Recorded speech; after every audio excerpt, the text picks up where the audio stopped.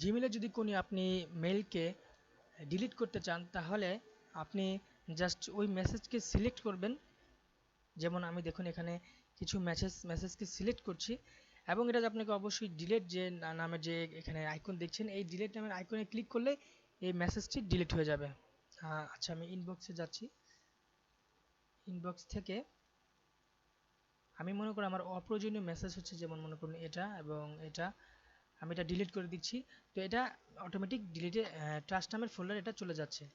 দেখুন, sorry trust নামের এটা না, এটা হচ্ছে ট্রাস্ট। তো দেখুন এই ট্রাস্ট নামে এই ফোল্ডারে এটা মেসেজটি চলে যাচ্ছে।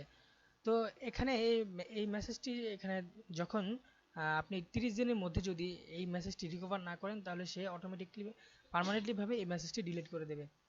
তো দেখুন এখানে অলরেডি এই কথাটা এখানে লেখা আছে, message that have been in trash more than 30 days will be automatically deleted.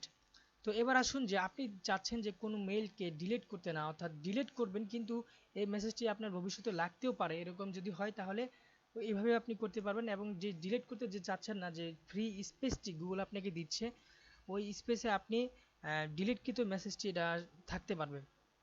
যেমন আমি মনে করুন আমার এখানে কিছু মেল এখানে প্রয়োজন নেই, আমি এখানে সিলেক্ট করে আমি জাস্ট এখানে ডিলিট করতে যাচ্ছি। তো আপনি ডিলিট না করে আপনি এখানে দেখবেন যে আর্কাইভ নামের যে অপশন আইকনটি আছে এখানে ক্লিক করলে সেটা সেখানে এটা এই মেসেজটা আর্কাইভ হয়ে যাচ্ছে।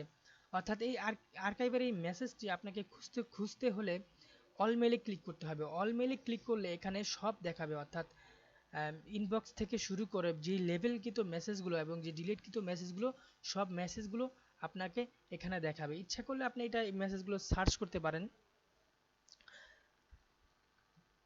ইচ্ছা করলে মেসেজগুলো আপনি ইচ্ছা করলে সার্চ করতে পারেন, ইচ্ছা করলে আপনি আর্কাইভ থেকে খুঁজেও বের করতে পারেন। সেটা টোটালি ডিপেন্ডেন্ট করছে আপনার উপর। অর্থাৎ এই মেসেজগুলো ডিলিট হবে না কিন্তু এই মেসেজগুলো অপ্রয়োজনীয়। সুতরাং ডিলিট এবং আর্কাইভের মধ্যে এই ব্যবধান।